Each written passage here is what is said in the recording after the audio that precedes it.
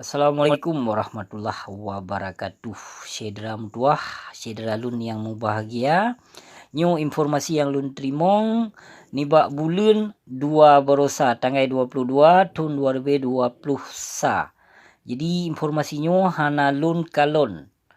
Yang hana lun kalon berarti karena jaitat inbox bak lun jadi hana lun buka chat sot WA.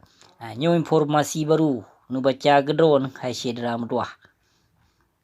Ya, ni baca gedo ni bah. Baik ni baca bak lun. Ya, informasinya. Nyo yang lun baca je. Assalamualaikum Abu Syik. Leheboh peristiwa sangat-sangat menyayat hati yang ingin lun sampaikan bak Abu Syik. Semoga peristiwanya segera Abu Syik viralkan mangat ditupu oleh rakyat Aceh bak tahun 2010 sabuh malam anak murid Abu Payapasi. Ramai-ramai dijak serbu jamaah ber tadabbur Al-Quran dalam Masjid Raya Simpang Ulim yang dipimpin oleh Tengku Harun Mahmud. Dituduh Tengku Harun kasesat. Bak malamnya anak dayah Abu Payapasi hanasud silop. Tamong lam masjid tujuan jina jakpoh Tengku Harun. Alhamdulillah Tengku Harun selamat dilindung oleh para jamaah ber Al-Quran. Untuk pengetahuan Abu Syik, Tengku Harun adalah Gam Sikurumlah 76. Beliau yang pun peik bendera Aceh merdeka di Darussalam. Beliau didrop dan dipenjara selama 7 tahun. Tengku Harun anu Abu Mahmud Pucuk Alu Simpang Ulim, sidro ulama yang cukup dihormati oleh masyarakat Aceh. Malah Abu Daud Bereh sering gejak bet bak Abu Pucuk Alu. Tengku Harun gejak bet bak dayah Pantai Kulu dan bekas alumni Fakultas Dakwah IAIN dengan titel Dr. Tengku Harun Mahmud sidro urang malim. Leh lam penjara Tengku Harun gejak semua bet Al-Quran rata masjid di kecamatan iaitu Simpang Ulim, Kecamatan Madat dan Luk Nibong.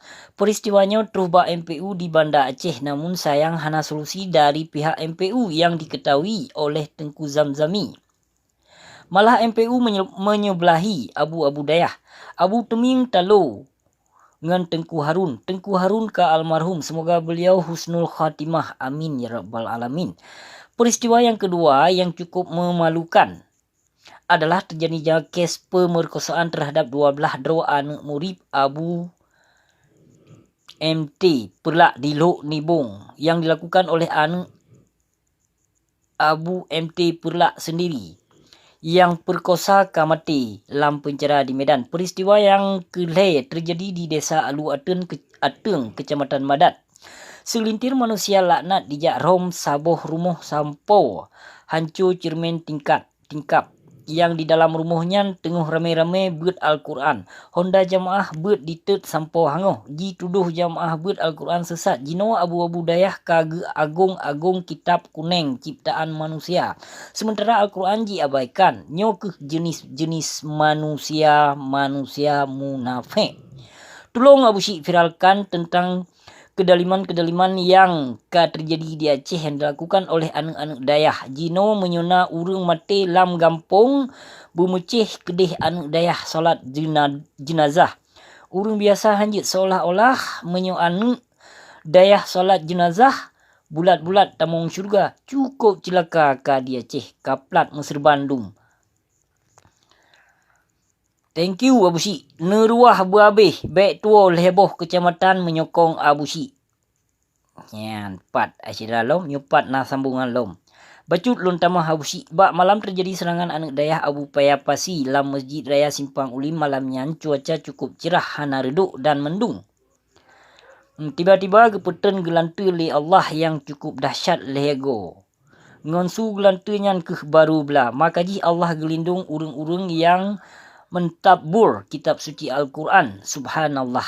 Nyo peristiwa yang betul terjadi Abu Syik. Kon cerita bohong. Jut Abu Syik tanyong ba urang Simpang Ulim. Thank you Abu Syik. Terima kasih adun lun yang bahagia. Nyo hasil ram tuah baca kedron siat berhabis. Baik untuk dia pegah lun yang karang-karang haba. Lun informasi ke lun.